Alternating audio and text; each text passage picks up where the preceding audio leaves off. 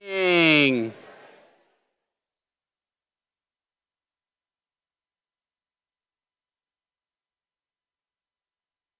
That is the quietest I ever got people to quiet down right there. That was a record. Good morning. You guys having a good summer summit so far? Good. Thanks for joining us for the leadership panel. I am Matt Palme. I'm the improvement data specialist for Douglas County School District. And the lights went down. It's a little hard, but you know, there's a few nerves up here on the stage, and I just want to calm the nerves a little bit. So what I'm going to ask you guys to do, since we're all from the teaching world, I'm going to count to 3, and what I would like you guys to do is to harness your best student, I'm super disinterested face, because I think that will put us at ease. We thrive in those kind of environments, all right? So, you know, think of your best disinterested student face, and then that will help conquer our nerves. All right, everybody ready? All right, 1, 2, 3. Let's see it.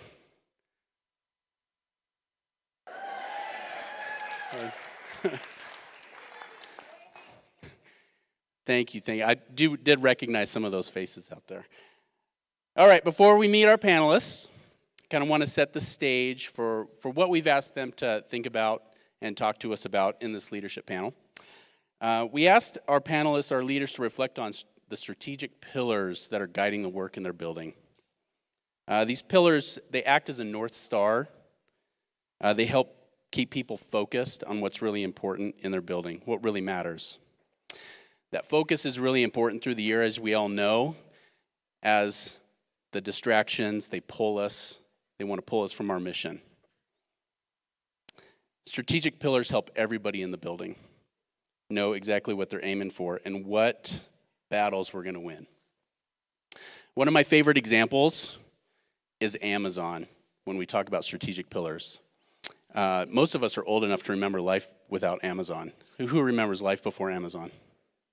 A lot of us, right? Which is kind of cool because some of us, we know, we watched this company go from nothing to what it is today.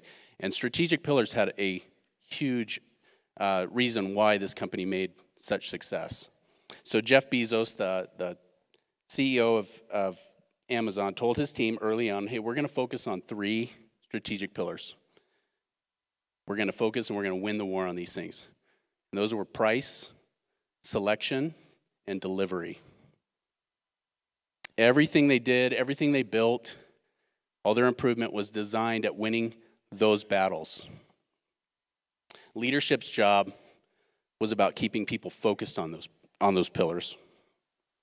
Today, what we're going to talk about with our leaders is how they stay focused in their buildings, what their pillars are, and how they keep moving their students forward or their buildings forward. So one thing before we meet our panelists here is to check in. So everybody take your phone real quick. We'll get this out of the way. And scan that QR code.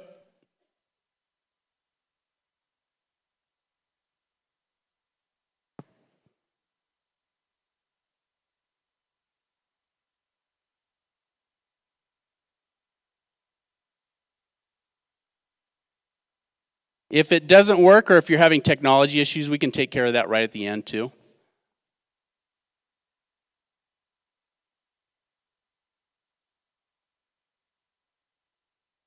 Okay.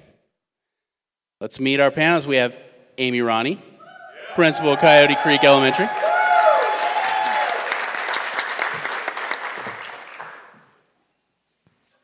Jill Cassis, principal of South Ridge Elementary.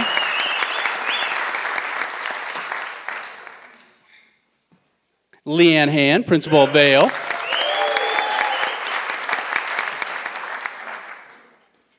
Crystal Wood, principal Arrowwood Elementary. And Chris Zimmerman, Cimarron Middle School principal. All right. Also, little chance for you guys to ask questions of our panelists with this QR code as we go on. If you have a question that you would like them to ask, we have a couple that we've told them about. Scan this QR code. It'll take you to a Padlet. You can write your question into that Padlet, and through the magic of the internet, it'll come up here, and we're hoping that it'll come up here, and we'll ask it.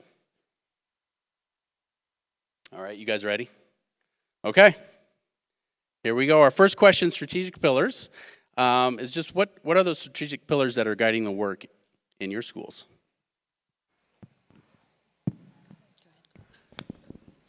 Test. Oh, it's working. Okay. Hi, everybody. I'm from Vail. So obviously, our district strategic pillars are our how at Vail, but we are only 3 years in at this point, and so a piece of data really kind of started our journey. And so the idea behind this piece of data was really, and we've been tracking it, it's actually changing at an exponential rate. So it's the 3 versus 14 now. So 2 years ago, it was 3 versus 11, and that piece of data is for most folks who are my age or older. You have 3 career changes before you retire, and typically kind of within that 3 to 5. However, for our youth today, their career changes are now from 11 to 14, just in the last 2 years. And so even in the last 2 years, going to 14 career changes, we have to look at how this world is changing so rapidly. And so from day one at Vail, we wanted to make 2 promises. That first promise is to get our kids ready for the world that exists right now. And so that really is our academic growth, our achievement. How do we make sure that our students are still within a system that values somewhat traditional measures? And we would be remiss if we didn't help make sure that they're successful in that domain. However, the second part is to really get ready for that 14, and that is to get them ready for the world that does not yet exist. And so that is career planning, that is mindsets, it's seeing problems as opportunities, it's being flexible and adaptable. And so at Vail, you can walk in any day and not only just ask our staff, but our students, where are you seeing promise 1 or where are you seeing promise 2? Because they should be able to call that out, and they should see the value in what they're doing and how they are completing their work. All right, a little bit different at Southridge. We are all in PLC. So our pillars are the PLC pillars, mission, vision, values, goals. We just have mission, values, and goals right now. But those look like a lot like yours. Our students all know our mission. Our teachers all know our mission. Everybody knows our goals. But really within those, we talk about collective responsibility for learning and for all kids. All kids are learning at high levels, and we're promising that. And we do that collectively. We are committed to high-functioning PLCs, professional learning communities. We make time for that. There's space in the budget for that, and that is something that we commit to. And then we also commit to equity through tiered support at our school.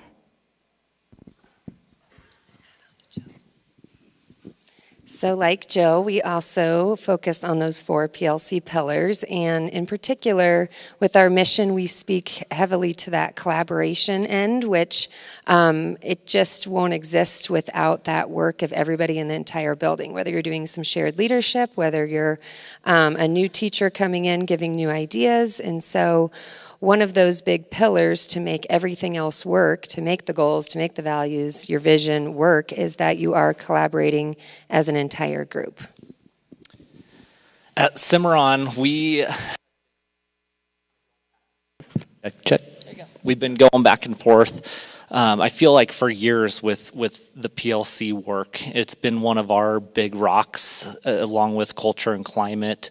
And good professional development for our teachers. And it really kind of came to fruition for us this year when we were able to go visit a school in Utah and actually see it in action. And we were able to get very, very clear on our expectations around PLCs. And the 3 pillars that we've kind of died on over the last year is being very clear around the expectations of what they're teaching, going through the PLOs, and then having long discussions sometimes around what that even means. And it's kind of surprising when you get a group of teachers together on how even just 3 teachers can disagree with what that looks like.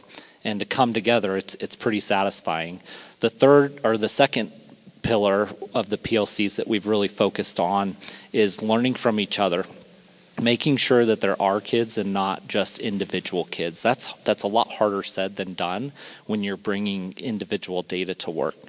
And then the third one is being really hyper-focused on interventions and extensions for students.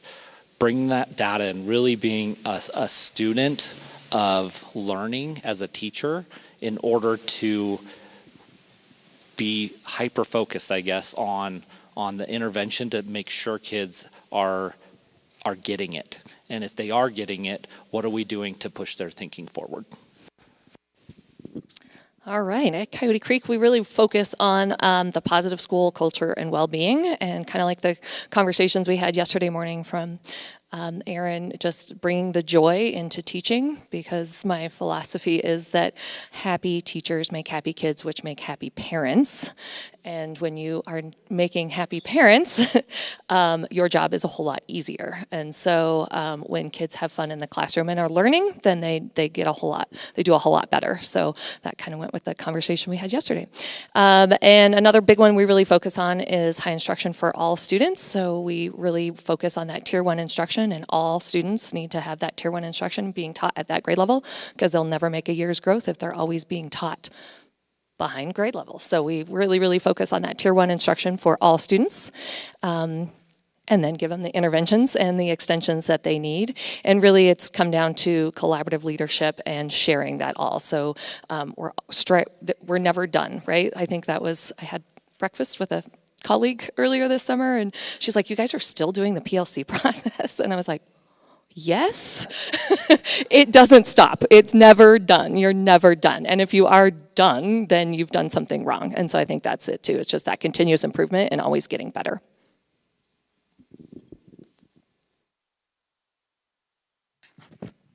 All right, thanks. Here's question 2. So now we're going to kind of get into those messy questions. Now that we know what the strategic pillars are, leadership is not easy. Question 2, so how do you move from that vision into systems that impact that instruction? How do you make it concrete? So I think creating a system is the way to go. Systems are sustainable.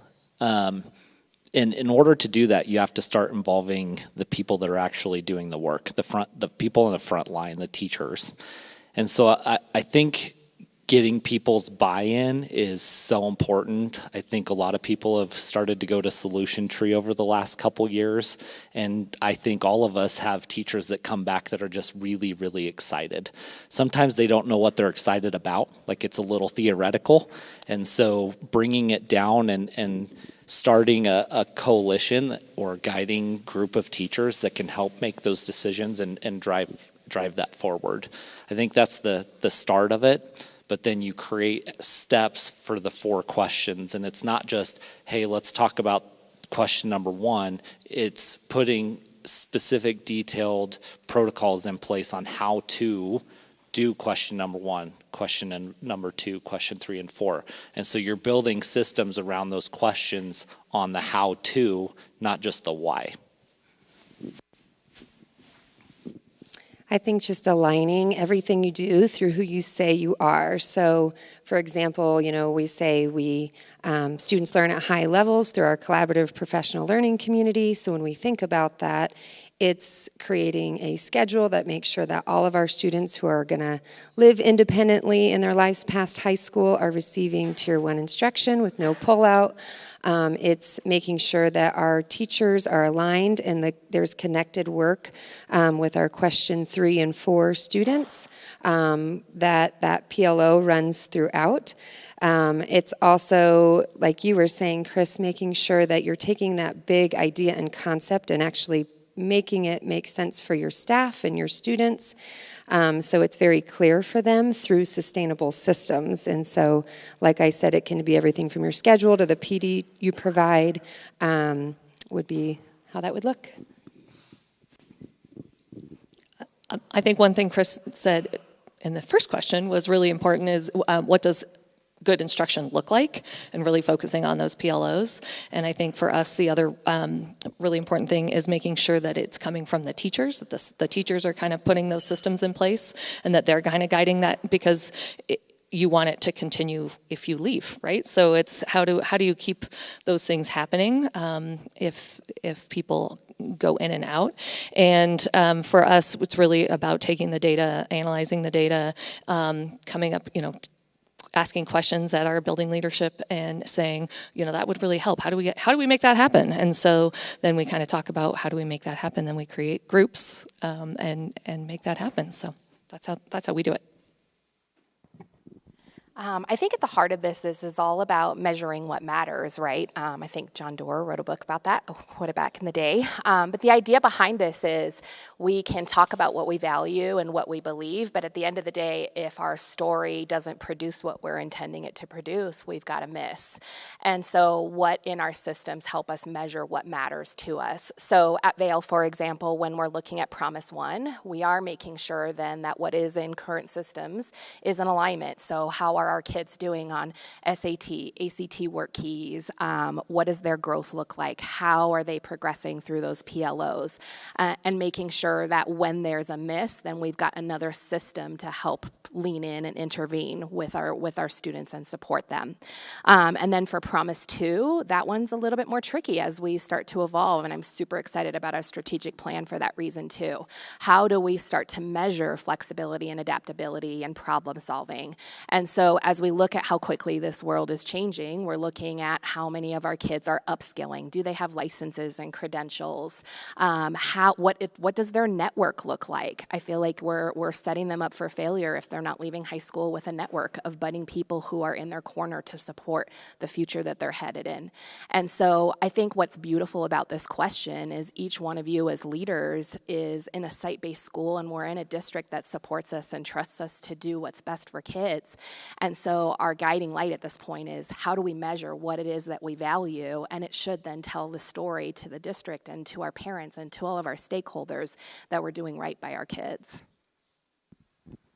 I don't know how I follow that, because yes to all of those things. And everything that everybody just said. At Southridge, we started with clarity first, and that included building structures and systems like a master schedule that everyone was aligned to, that we had time built into our schedule to collaborate. If we value PLC and the process, we have that built into the schedule. And again, that goes to budget, and do you have the people in the right places that can support that? Our teachers did a ton of work on creating our master schedule. Every single year, they sit down and they collaborate to create a year at a glance. That includes all of our core curriculums, not just our literacy or math, but it's our SEL curriculum, it's our IB planners, it's everything, and they all are all in. So I think that's another big thing is when your staff is all in, and one of our values is making a difference. Another one is faith, that we are all there for each other and the right reasons. And when you have those things, your staff is all in. And you can create clarity together. You've got places in your schedule that allow for Tier 1 instruction for all students, just like Amy was saying.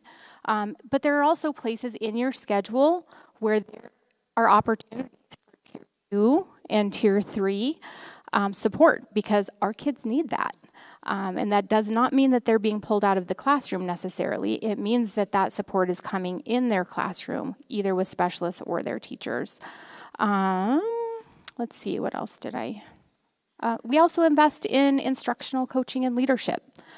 That's really important. All of our teachers are leaders in our buildings, and they are all responsible for something. And they're excited to be leaders. And I have never worked with a group of people who are so passionate about kids and wanting what's best for kids. And when everybody's all in, your systems really support that. All right, thanks. Here's question 3. So getting those strategic pillars, those ideas, and we still have those battles that we have to face. They don't come easy. The ground isn't easy to take. And so what are those battles you guys intentionally choose to win as you implement your vision?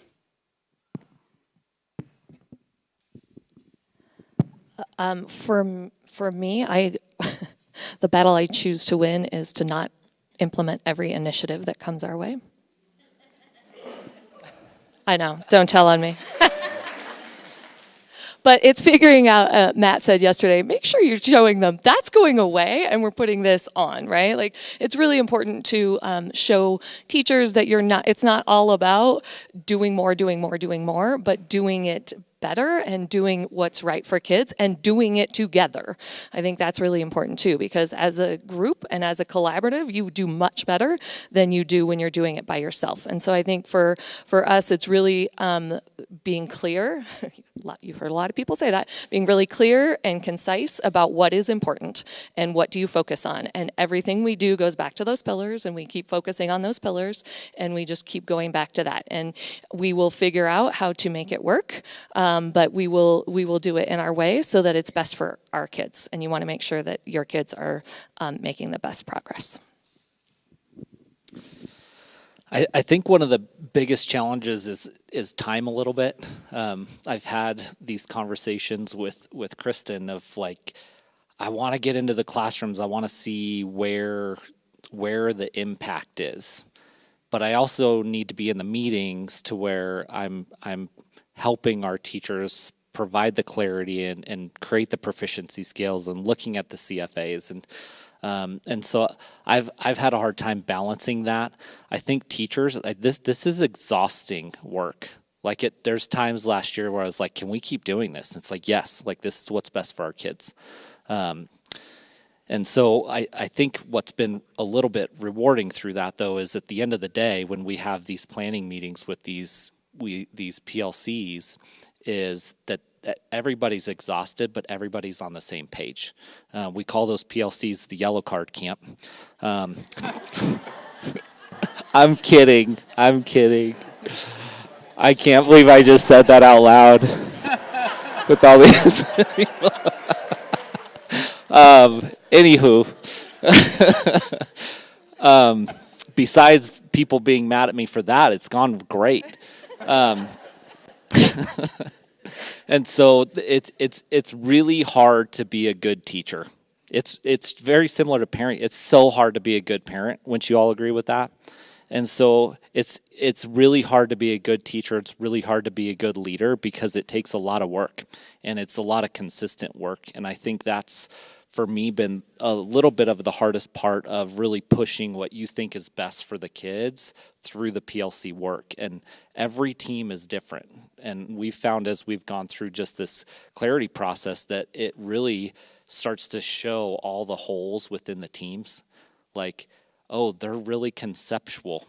We got to land the plane at some point and stop talking about this proficiency scale. Or they're analytical to where they're constantly asking like questions and they're never moving things forward. And so we found challenges with that, just the amount of energy it takes. One of the battles that I think can be hard in an elementary setting is that the curriculum is actually the standards, not the resource. And so really focusing on that student learning versus, yes, I taught that entire Wonders lesson and I'm amazing, but then focusing back on that data. And so that is something that we just don't waver on, is looking at that data to make sure that our students are learning it and that we didn't just teach it. Another thing is that true belief that all of our students can learn at grade level. It seems so simple, but it is, you will oftentimes hear conversations about why this particular student can't get to grade level and how far below they might be. And so instead just really helping teams and our staff think through how can we connect the work in tiers 1, 2, and 3 to get that student to grade level and to continue to raise the bar. I feel like Crystal's living my life. Same. We believe all kids can learn at high levels and that they should. But in addition to everything, I would just like to add, the battle that we fight is belonging and identity. That's part of our mission. is that we inspire community, belonging, and purpose, and we fight for that all kids belong, they all can do it, and we do that through, again, systems. We have Wolves assemblies that were started by my AP, Stephanie Brink, good job, where we come together and we sing and we learn and we celebrate, and they know that they belong, and they know that they have purpose, and they know that they're there and that they're loved and that we believe in them. So that's something else that we're, another battle that we're choosing to fight and win, in addition to what everybody else has been saying. I love that, Jill, because I think at the end of the day, if we don't have that, it doesn't matter what else we put into play, right? I think that's so well said. I think some of the battles that we choose to win for students at Vail are at the heart of this about, well, it's kind of funny, we assigned them the summer reading of reading Daniel Pink's Drive this summer. And it's not a new book, but the message is as powerful as ever. And so under this guise of mastery, autonomy, and purpose, we have to teach our kids to find the intrinsic value in what they do.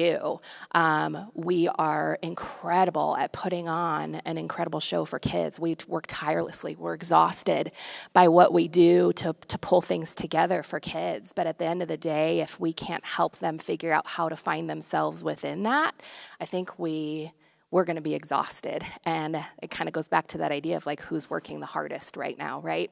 And so I think one of the things that we really fight for here at Vail is this idea of purpose and relevance. Can you see yourself in this learning?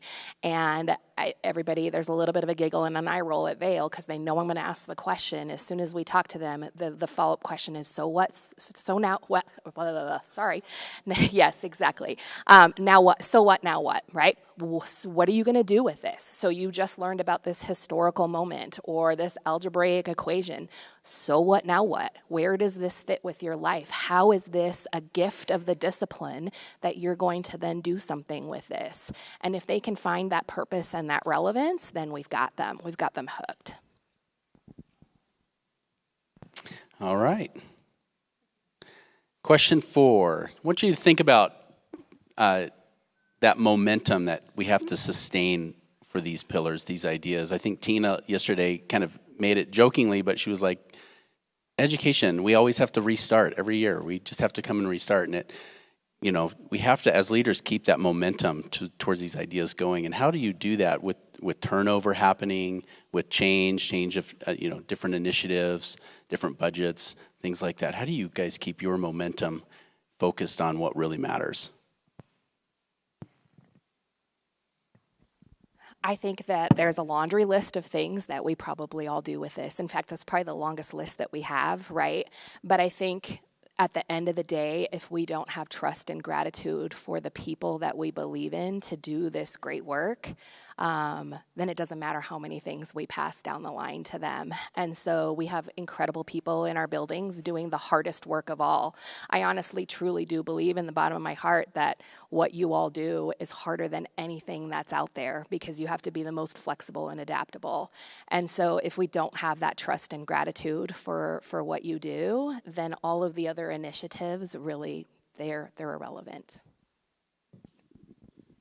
I agree.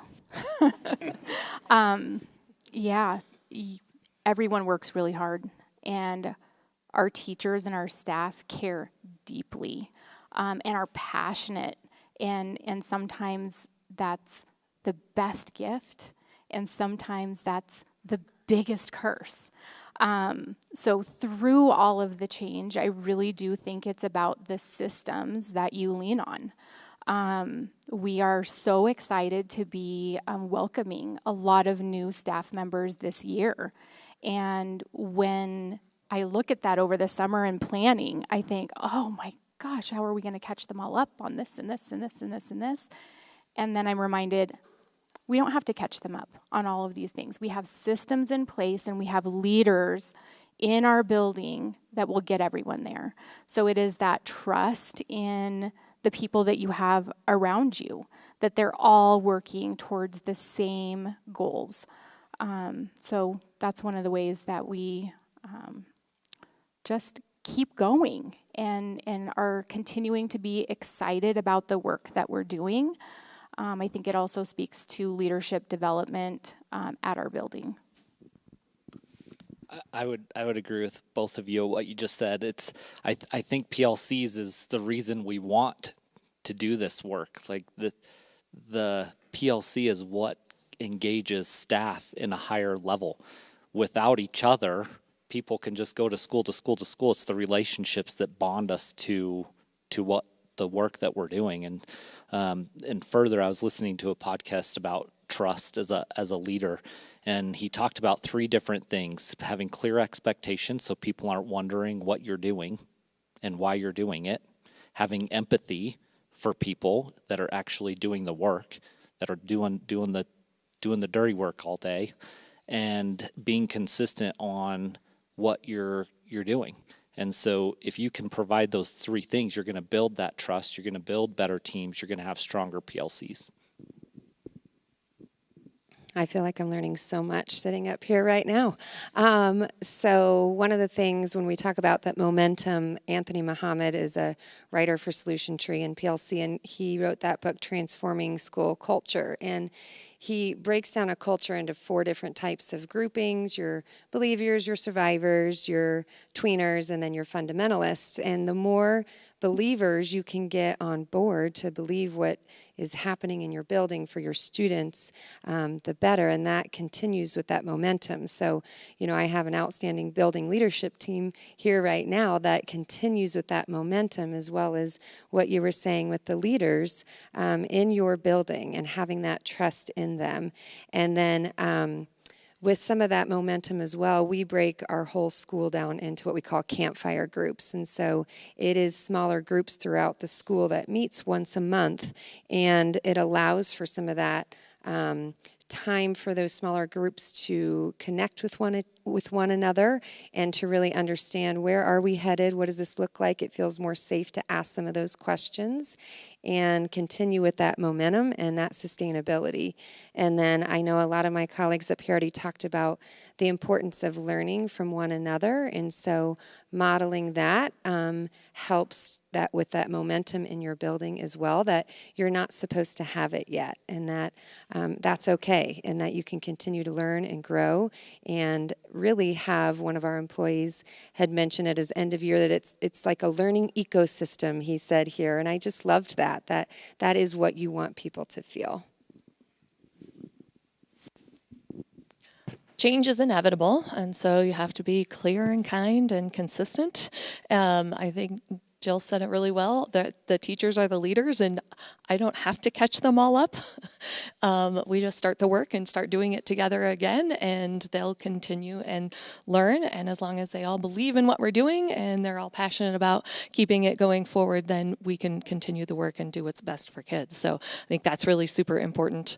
I think it's always good to make the hard stuff easier. I mean, it doesn't have to be hard. It's the hardest job I think I've ever heard, but just keeping it simple is really important. And then coming back to your pillars and making sure everything is aligned. So everything has to go back to those pillars, and your budget has to align, and your schedule has to align, and everything has to align. So if you keep coming back to that and keep it clear and kind, I think you're good.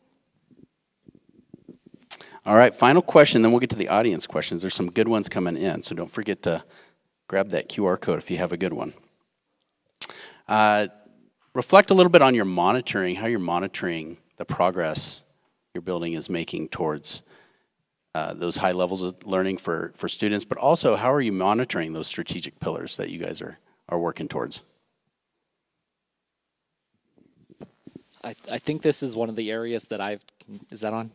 I think this is one of the areas I've struggled with, because it's so many staff in a secondary school and it's so many kids that you have to monitor. And so I think our clarity is coming in this year. We have a session next week with our teachers that we're going to talk about grade that may move their cheese a little bit. And so it'll be interesting, but we've created proficiency scales, we've created CFAs, and now how do we monitor those? And so we're really going to try to do that through our grade book And in the past, we've allowed teachers to put whatever they want in the content, and it's their job to monitor it.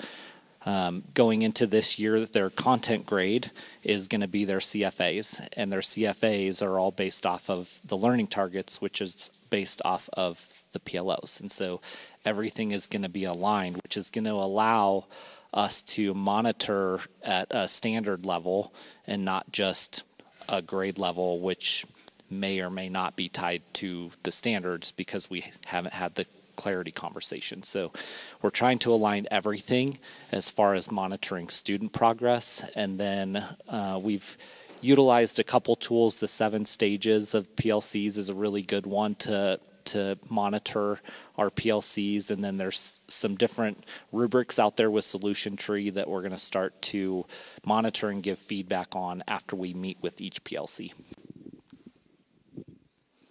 I think for me, it's important that my goals are aligned to the district goals. So I appreciate knowing what the strategic plan is, and it's very clear. And then I can set my school goals, and then from there, the teams can set their goals, and their goals can then students can set their goals along with that. So it's all aligned, and it's all going towards what we want all kids to do and know and be able to do. And so we support them along the way. But I think for me, it's showing that alignment that, you know, and breaking it into small chunks. So thank you, Danny, for asking us to break it down into each quarter. So what's it going to look like for quarter 1, quarter 2, quarter 3, quarter 4? We'll get there, and we'll do it based on those small goals, because if you set those goals too big and lofty, I don't know how I'm going to make it. So I think setting those small, easy, attainable goals is super important. I think for us, so if we look at Promise 1, Promise 2, then we are like, okay, what's our systems that help us with that? So within Promise 1, we are leveraging Marzano's high reliability schools. And this is really our accountability to ourselves. And so this idea of how do we know that we have effective teaching in every classroom? What does our data actually tell us? And then through the use of PLCs, we collect that data. As we move on to competency-based grading, how do we shift so that we're actually measuring what students know and are able to do, as opposed to how are they showing up on a performance?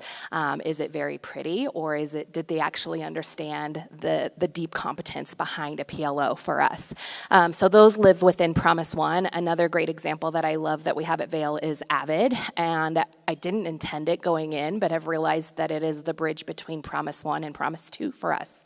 So every day our kids are talking about Wicker, they're talking about reading and writing and inquiry and collaboration. And all of these beautiful ideas, and it helps them track, how am I doing academically, how am I doing behaviorally, but then at the heart of it too, it is like, how am I preparing myself for the world? How am I building my own executive functioning skills? How are we being intentional about building relational capacity with our kids? And then one of the things that I'm actually kicking myself for not talking about until this moment in time is the kids. So we have a student challenge network that meets with us, and it's completely voluntary. It's not a student government. They can come in and they can come out as much as they want based on how heavy their workload is at the time, but they are our system of checks and balances for us. So we can have everything that we think adults need to talk about when it comes to the work, but at the end of the day, our kids are our guiding light as well. So we do pretty continual SWOT analysis in our building with our students. What's working, what's not, what's a weakness, what's an opportunity, what's a threat, and their feedback is always dead on. And so that really informs our leadership team's guiding light to how we adjust and iterate within professional development, and then how we support teachers through whatever coaching needs to happen for any changes that come down the pipeline. All right, similar to Chris, this is hard. Monitoring the progress, we're still working on that. It is a work in progress all the time. If you've been in the district for a long time, we've really gone from, anybody does anything however they want, and Matt and his team worked really hard to get everyone aligned to at least iReady. And then from there, we've got now a curriculum or a few curriculums. And now from there, we've got PLC cycles and. So this is a work in progress for us. We use 15-day challenge cycles. And our PLC teams choose what that is based on the data in their grade level and what kids need and what they see. And they come back together every Wednesday to talk about that data, how it's going, how are kids doing, what interventions do we need to put in place, what extensions do we need to put in place. And it's just this continuous cycle. And that 15-day challenge has really sparked something in our staff that seems tangible and small enough and short enough to actually make a difference. Instead of iReady 3 times a year, CMAS once a year, or end of unit assessments, we have more of a grip on how kids are doing in the short term, and then how we can intervene more quickly. We are not perfect at this. We are working on this. This is a work in progress, but it's something that's really important and something that's really, like I said, sparked joy and excitement in our staff. And then our BLT, we take our goals and we break them down into progressions. Throughout every month we meet and we do checkpoints to see how we're doing with that particular quarter and where we had anticipated being, whether it is observational data or it is physical data that you're looking at and how your staff is moving along. And then we also use a lot of the resources through Learning by Doing to monitor really PLTs, how that's going. Teacher teams monitor themselves. We also celebrate them heavily because that's an important thing, to celebrate those small wins as much as possible.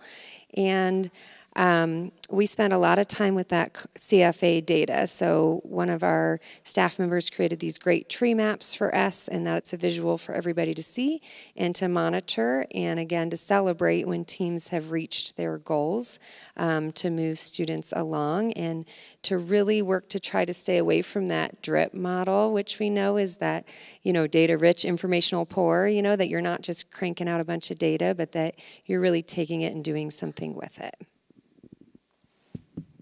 All right, now we get to the audience questions. So it's going to test your spur of the moment thinking here. We got some good ones. In fact, I'll start with one that I was thinking of when you guys were talking is, you all mentioned starting from a point of looking at that student data and working to improve those outcomes. Data sometimes is really reluctant to change, and it can be really a frustrating thing for teachers, building leadership. So how do you guys kind of navigate when the numbers don't quite come in? People have been working really, really hard, but the numbers don't quite come in just yet. If we just stick with it, we'll be good. But how do you navigate that? Do you guys have any advice on how to navigate those when that data is not changing as rapidly as everybody thought? I think it's a good question, because coming out of COVID, it's been a lot, like a lot. And so sometimes the scores aren't at the forefront of your mind when you're constantly dealing with conflict in schools. And so I feel like last year we were kind of gaining some momentum on that a little bit. And then this year I'm feeling really good about it. But I think as far as the scores, it's the systems that you put in place that we need to tweak and monitor. We can't go after short-term goals every single year, because the goal is going to change, and then the systems aren't a system anymore because we're going to be focused on another thing. And then the teachers are going to be like, well, what are you going to be focused on next year?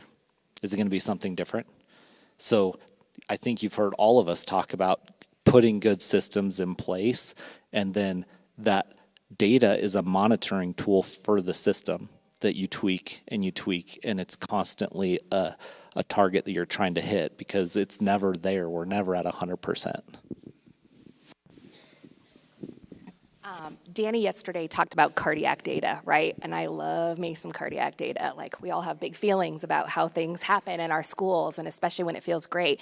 But I think it's a powerful question, Matt, because I also think that data doesn't lie, right? And so we can excuse away a lot of things. We can say, oh, that was a tough group of kids, or that was a tough year, or that day they came in for that test, they were really off. And yes, that is the case.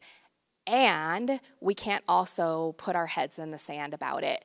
And so I do think that whatever that data piece is, it's telling us a story. And whatever that story is, we do need to listen, and we need to dig deeper and deeper. There's lots of ways. I mean, there's so many protocols. We've all been in countless workshops about ideas behind this. But at the end of the day, I think one of my favorite ones that is a go-to for almost everything that I do is the 5 Why protocol, right? So why do we think that this is happening? That surface level why is where we tend to go into problem-solving mode, and then we're really frustrated when it didn't actually solve the problem. But once you get down to that 5th why, you're getting at the heart of what the problem really is, and that's the why that we really need to be looking at. And then we need to be talking about what systems do we have in place to support this, the scaffolding and the coaching of that, and then how do we empower our teachers to move forward with this. I was joking with Leanne before this started. I was watching Sports Center this morning, and they had a whole run of clips of different athletes being asked questions by the media, and they all said, next question, next question. So this question, I kind of feel like that, like next question, because this is the thing that is so hard, and it can be heartbreaking, right? When you've worked so hard, and then the data comes in, and you're like, okay, what are we going to do now? Right? And I think our teachers and you all are resilient, and you like get after it, right? And you know best, a lot of times way better than I know. You know those kids. And when we're looking at data and we're asking the 5 whys, a lot of times you know the why before we even know. And then you are like magical physicians that go, I know exactly what to do. I have this resource that I think it worked for this kid this one time, and this data looks a lot like this. I'm going to try it, and I'm going to try this intervention, and I'm going to see if it works. And we look at data again. But this is the hardest and most heartbreaking part of our jobs, is when the data doesn't show what we've been doing, because it doesn't lie. It does not lie, and then we're all committed. We want it to show something better, different. So that's, yeah. Yeah, I would say it can be really heartbreaking, you know, if you're working really hard on a particular goal or standard and it comes out not the way you were hoping, but digging into that data, you know, like our writing scores are always real low. And so we had to dig deep into that and realize that we improved so much we didn't have a lot of zeros this year. Thank you, Tracy. And so, you know, you're also thinking about those celebratory wins that you can take from the data, but acknowledging that there's still more work to do, and that's that part of that PLC ongoing process of what are we going to tweak a little bit to make this better, but not change the entire plan all the way and say, well, we're going to throw PLC out the window because it's not working, you know, but that you still have your structures in place, but you might just have to tweak a few things. Okay, next question. So on the PLC journey, you guys have been working on this for a little bit now. Is there anything that you have thought about, like, man, if I could go back in time, I would have started this way, or would have done this just a little differently in relation to the PLC process and moving that? So I went to the PLC conference in Denver this summer with a team, and I went to Mattos' breakout session for principals. And I was like, dang it, why did I not have this 5 years ago? Because that was amazing. So for me, it's going to really be how I structure my building leadership team and what I do with them, and really doing it as an example, and then they take that back and do it with their with their PLTs. And so it's not that I have to be in every meeting because I can't figure out the time to do it. And so I wish I would have known that 5 years ago. So you guys might all know that, but that was the one thing that I was like, duh. All right, so that's what I'm going to change this year. I just think simplifying it, my first couple years, I think I complicated it and made it way harder than it needed to be. And so I wish I would have started more simply because that helps everybody.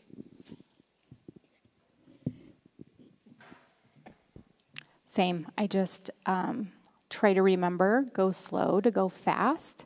It's not a sprint, it's a marathon. And I think we want so much for things to be great for our kids and for our staff and for our parents and our community that you want to just jump in the deep end and just start it and go slow to go fast. Make sure that everyone knows the why behind what you're doing. A lot of times I have a tendency to jump over that. And I have a really great team that reminds me, hey, does everybody know why we're doing this? Oh, no. So slow down. That's what I would say. Okay, got a question about bringing in new staff. And I know we talked about that momentum and you've got staff turnover, but new teachers specifically, do you guys have any strategies when you're bringing in new teachers? Do you partner them up with veterans in the building? Do you have them read an 82-page novel of what your building is doing? What kind of things do you guys do with your new teachers to get them caught up? I mean, I think Jill spoke to this, right? We can go with the philosophy of we need to catch you up, and then we're going to push them back out by doing so, or we can immerse them in our cultures. I think that is the first and most important thing that we can do, and then supporting them. So many of our teachers went through alt licensure last year with PRE. I'm seeing you right here, PRE, and what they have set up for people to onboard in this district is actually unbelievable, and it's helpful for everybody, not even just doing an alt license program in this bill anymore. And I think one of the biggest gifts that our staff got from that last year was having a mentor and having carved out time for them to meet. That wasn't in place of a meeting that they were then missing, and now they're stressed out because they have pulling initiatives tugging at them. So that mentoring piece, I think, is absolutely critical. Vail's approach, we have everybody who comes in, they do read a book. We read Dare to Lead, but our entire culture, our rule behavior system, everything is built around Brene Brown's work. And so it is integral for our common language of not only how we work with kids, but how we work with each other. And so this idea of when conflict pops up, we don't sweep it under the rug. We talk about it, we figure it out. And so I think that does kind of circle back to this idea of culture, because when we hit that October disillusionment phase, we've got to have culture to bring us back to the forefront again. I'll expand on that because I think a good mentorship program is the key to success for our new teachers. As leaders, we can tell them stuff until we're blue in the face, but if they have a colleague that's sitting right next to them and going on this journey, it's so powerful. With our mentors, I really think that they need some formal training. I'm going to put in a plug. I think I see Christy Cryer right there. She has done an exceptional job coming in and training our mentors. We're working on a training 2.0 to do some advanced mentorship training because we have found such value with the induction mentorship program throughout the last couple years. Our assistant principal, this is her jam, and so she works with all district leaders and people to make sure that the induction mentorship program is really solid and in place. And then we also use several of our BLT members to be that peer person in their room out of the gates. So we have, our school counselors doing that social emotional look and supporting them with the tier 1 that we're using for that, as well as classroom management. And then we have someone really focused focusing on literacy and then on math, and just really being in that room, whether you're the first year teacher or you've been in this 10 years, there's always something to learn. So again, kind of going back to that learning ecosystem of we're all here to learn and improve and get better from one another. And what's great about that is when all of them go into those rooms, they're also learning different techniques that they can take back to their places too. Okay, we've gotten a couple questions just on bringing your staff together. Do you guys have any strategies, any things that you guys do just to bring your staff together and have them connect with each other? We love adaptive schools. And so I heard you say small campfires. And so every staff meeting for us or every PLC day, it's very structured and the same systems kind of apply to each day or each PLC day. We have our small campfires, and that's different staff members. We keep those small campfires together for 2 years, so we rotate them. And so it's different people from different departments, different teams, that they really get to know each other. And we talk a lot about like social emotional work in those. So there's definitely content, but we try to get them together with different people and create a good culture where we're all supporting each other. Feed them and have fun. So I always try to do, our April PD day is always something fun and crazy. I brought in people to do the silliest things. We've done game shows, we've done acting, we've done all sorts of crazy things. And my staff knows, and usually I have one or two that are like, I cannot believe you're gonna make us do this. And then they do it, and then they say, thank you for making us do that. That was a lot of fun. So I think it's having fun together and just really bringing each other up. So that's how I do it. Yes, and totally agree. We have made it a point to have an in-house wellness coach. I think that we're seeing more burnout than ever, and if we don't take care of our teachers, then we're going to lose them. So our in-house wellness coach really works, and she doesn't force herself upon people, but she opens up time and space where weekly they can meet with her and they come up with their own wellness plans, and it can be anything from I am going to go out for a walk during the day, or I'm going to do some yoga, or it can be anything, just whatever is in their life that is going to help them be well. And she becomes their accountability partner in that work, and not in the sense of like, I'm going to force you to do this, but really just somebody who is their greatest fan, their greatest cheerleader. And she's actually now a member of my leadership team as well, because she has a pulse on this building. As much as I would like to think that I know everything and how everybody's feeling, that's not always the safest for everybody. It's just the nature of our role, right? And so because of that pulse, I rely on her heavily to know when we need to adjust. And so we all take care of each other, but really it is her job to make sure that our staff is healthy, and it's critical. I agree, feed them and have fun. Part of our mission is to inspire community and belonging and purpose, and we do that through things like inclusion activities, which I know is like a big no these days. It's like all over social media. All you want to do is be in your classrooms. I get it. I want you to be in your classrooms. But we build community and belonging by being together. So finding intentional ways to be together in fun ways. I agree. Nobody maybe wants to do it right then, but then everybody has fun. We've done things like optional First Fridays where we'll go play volleyball or pickleball. Anyone can show up. We usually have the same people come, but we try to change it up to art, maybe some sports, maybe some like board game type things, and just find ways to connect.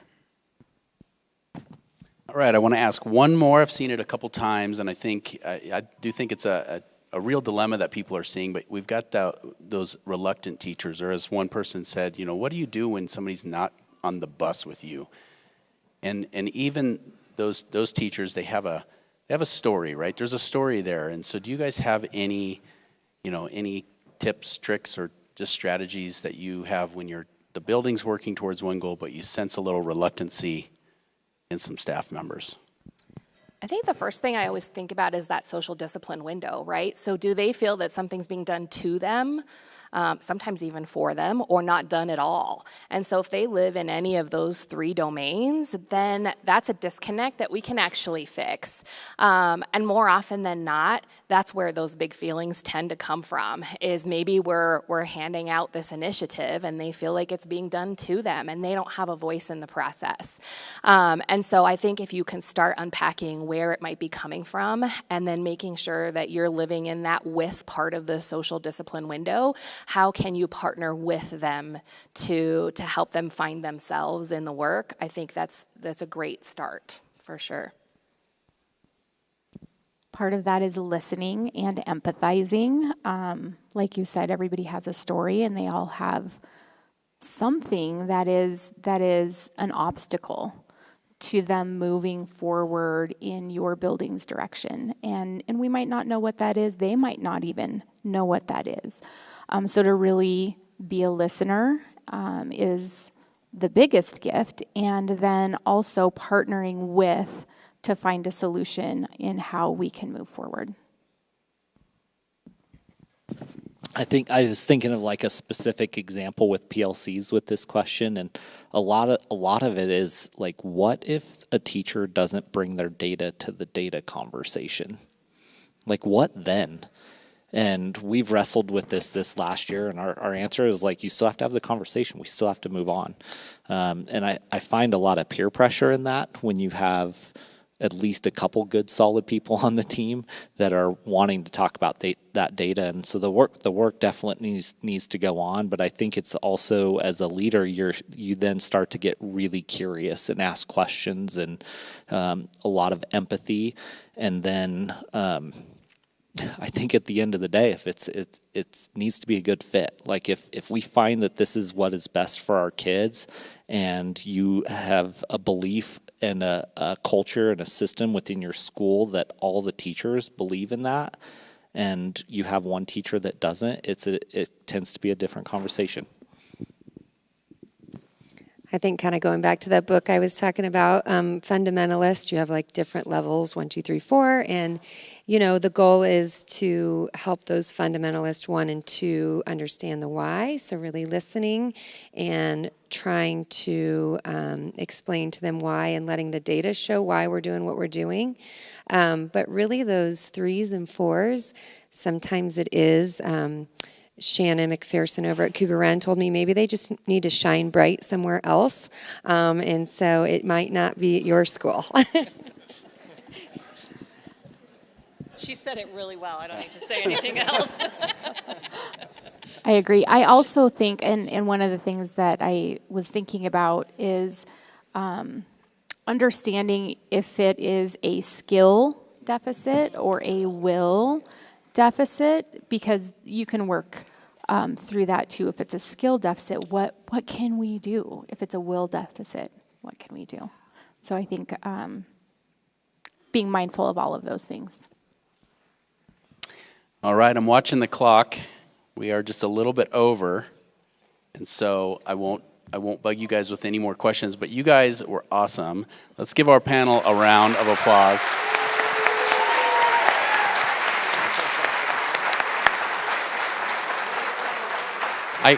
I could stay up here and just keep asking them questions like ChatGPT. You guys nailed it. You did great. Thank you to Erica, Charla, CIA team for organizing and putting all this together. And for you guys, good luck, safe, happy ventures in leadership.